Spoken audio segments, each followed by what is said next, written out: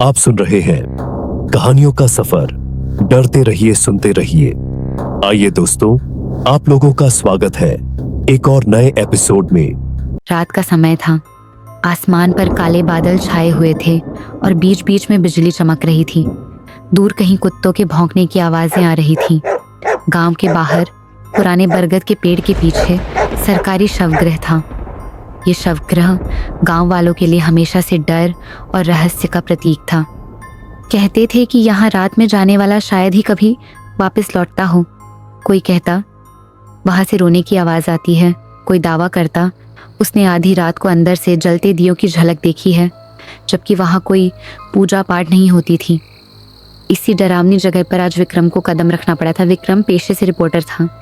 उसे अजीबोगरीब और अनसुलझे किस्सों को ढूंढकर लिखने का शौक था। गांव वालों ने जब उससे शवगृह के बारे में बातें बताईं तो उसकी जिज्ञासा और बढ़ गई। वह अकेले ही अपनी बाइक लेकर आधी रात को वहां पहुंच गया। शवगृह के बाहर लोहे का पुराना दरवाज़ा चरमराता हुआ हवा में हिल रहा था। पास आते ही सड़ी गली मिट्टी और पुराने फूलों की गंध आ रही थी। विक्रम ने हल्का सा गला खंखारा और दरवाज़ा धक्का देकर अंदर चला गया। भीतर अंधेरा था। केवल एक पुराने लालटेन की रोशनी टिमटिमा रही थी। वहीं कोने में एक बेंच पर बैठा था हरिराम, शवगृह का चौकीदार। सफ़ेद धोती और मैली कमीज पहने दुबला पतला बूढ़ा आदमी। उसकी आंखों में नींद और चेहरे पर उदासी साफ झलक रही थी। हरिराम ने विक्रम को देखते ही चौंक कर कहा, बाबूजी, इतनी रात गए यहाँ कौन आता है? यहाँ जगह आपकी नहीं है। लोग डरते हैं यहाँ आने से। आप क्यों आए हो? विक्रम ने मुस्कुराते हुए कहा, मैं डरने नहीं, समझने आया हूँ। लोग कहते हैं यहाँ रात में अजीब घटनाएं होती हैं। मैं खुद देखना चाहता हूँ कि सच्चाई क्या है। हरिराम ने गहरी सांस भरी, फिर धीमे स्वर में बोला, साहब, सच्चाई देखना इतना आसान नहीं है। ये जगह जिंदा लोगों के लिए नहीं बनी है। यहाँ जो आता है वो कुछ ऐसा देखता है जिसका बोझ उसे पूरी उम्र ढोना पड़ता है। इतना कहकर वह चुप हो गया। विक्रम ने उसकी आंखों में देखा। उसमें डर साफ दिखाई दे रहा था। तभी बाहर अचानक तेज हवा का झोंका आया और शवगृह का दरवाज़ा जोर से बंद हो गया। भीतर लालटेन की लौ कांपने लगी। विक्रम ने हल्का सा हंसकर माहौल हल्का करने की कोशिश की। हरिराम जी, आप ही तो यहाँ के चौकीदार हैं। अगर यहाँ कुछ होता भी है तो आप तो रोज़ देखते होंगे। सच बताइए, क्या यहाँ कुछ अजीब होता है? हरिराम की आंखें गहरी होती गईं। उसने धीमे स्वर में कहा, हाँ बाबूजी, बहुत कुछ होता है, लेकिन उसे शब्दों में बताना आसान नहीं। आज अगर आप ठान ही चुके हैं तो बैठ जाइए। आज रात खुद देख लीजिए, पर याद रखिए, सुबह होने तक यहाँ से निकलना मना है।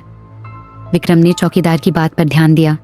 उसके शरीर में हल्की सिहरन दौड़ गई, लेकिन उसने अपनी नोटबुक निकाली और सामने बैठकर बोला, ठीक है हरिराम जी, आज रात मैं यहीं रहूंगा। देखते हैं इस शवगृह का सच क्या है। वहाँ मौत और खामोशी के बीच घड़ी की सुइयां धीरे धीरे 12 बजने का संकेत दे रही थी और इसी के साथ शुरू हुई वो रात जो विक्रम की जिंदगी हमेशा के लिए बदल देने वाली थी। रात और गहरी होती जा रही थी। बाहर हवा में बरगद के पत्ते सरसराते हुए अजीब सी फुसफुसाहट कर रहे थे। शवगृह के भीतर लालटेन की लौ धीमे धीमे जल रही थी और दीवारों पर पड़ती परछाइयाँ कभी बड़ी कभी छोटी होकर विकृत आकृतियों जैसी लग रही थीं। विक्रम ने अपनी नोटबुक खोली और कलम घुमाते हुए पूछा, हरिराम जी, आपने कहा था कि यहाँ अजीब चीज़ें होती हैं। आखिर कैसी चीज़ें? हरिराम कुछ देर चुप रहा। उसकी नज़रें दरवाजे पर टिकी थीं, जैसे वहाँ कोई खड़ा हो। फिर उसने धीमे स्वर में कहा, साहब, ये जगह सिर्फ मुर्दों की नहीं है। यहाँ उन आत्माओं का भी बसेरा है जिनकी मौत शांति से नहीं हुई। कभी कभी रात को जब मैं अकेला बैठा होता हूँ तो कोई धीरे धीरे दरवाज़ा खटखटाता है, पर जब खोलो तो वहाँ कोई नहीं होता। विक्रम हल्का सा मुस्कुराया। ये तो आपकी कल्पना भी हो सकती है। डर के कारण आदमी बहुत कुछ सुन देख लेता है। हरिराम ने कोई जवाब नहीं दिया।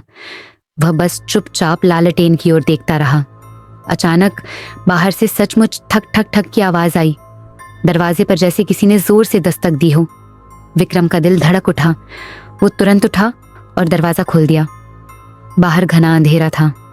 हवा चल रही थी लेकिन वहां कोई नहीं था। शायद हवा का असर होगा, विक्रम ने कहा, पर उसके चेहरे पर घबराहट साफ दिख रही थी। हरिराम के होंठ कांपे। उसने बस इतना कहा, मैंने कहा था ना, ये जगह जिंदा लोगों के लिए नहीं है। दोनों वापस अंदर बैठे ही थे कि तभी शवगृह के एक कोने से धीमी धीमी कराहने की आवाज सुनाई दी। हाँ, विक्रम चौंक कर उस दिशा में देखने लगा। वहां एक पुरानी लोहे की स्ट्रेचर पड़ी थी जिस पर हमेशा लाशें रखी जाती थीं। विक्रम ने लालटेन उठाई और करीब जाकर देखा। स्ट्रेचर खाली थी लेकिन कराहने की आवाज अभी भी गूंज रही थी। विक्रम का गला सूख गया।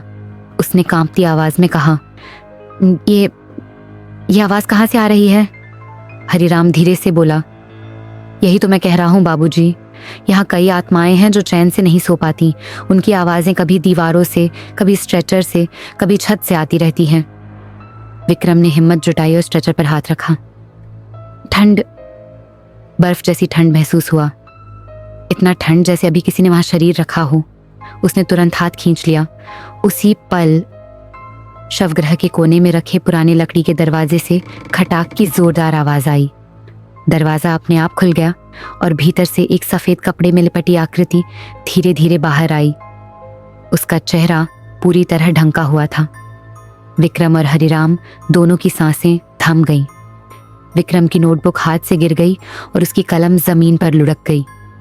विक्रम की आंखें डर के मारे चौड़ी हो गई। सामने सफेद कपड़े में लिपटी आकृति धीरे धीरे कदम बढ़ा रही थी। उसके पांव जमीन को छू ही नहीं रहे थे, मानो वे हवा में तैर रही हों।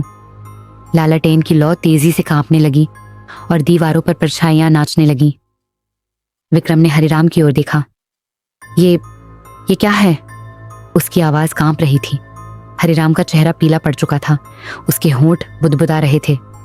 मैंने कहा था साहब, ये जगह मुर्दों की है और वो उनमें से एक है। सफेद आकृति शवगृह के बीचों बीच आकर रुक गई। उसके पूरे शरीर से ठंडी हवा निकल रही थी लेकिन उसका चेहरा अब भी कपड़े से ढका हुआ था। धीरे धीरे उसने अपना सिर उठाया और कपड़े के पीछे से एक कराहती हुई आवाज निकली, मुझे शांति चाहिए। विक्रम का दिल की धड़कन बाहर निकलने को थी। उसने कांपते हाथों से अपनी टॉर्च निकाली और आकृति पर रोशनी डाली, पर टॉर्च की रोशनी पड़ते ही आकृति गायब हो गई। सिर्फ जमीन पर गीले पैरों के निशान रह गए जो दरवाजे की ओर जाते थे। विक्रम ने गहरी सांस ली और धीरे धीरे दरवाजे की तरफ बढ़ा। हरिराम ने उसका हाथ पकड़कर झटके से रोक लिया। मत जाओ साहब, अगर उसके पीछे गए तो कभी लौट कर नहीं आओगे। लेकिन विक्रम पत्रकार था। जिज्ञासा और डर दोनों उसके अंदर एक साथ लड़ रहे थे। उसने हाथ छुड़ाया और दरवाजे की ओर कदम बढ़ाया। दरवाजे के बाहर अंधेरा घना था।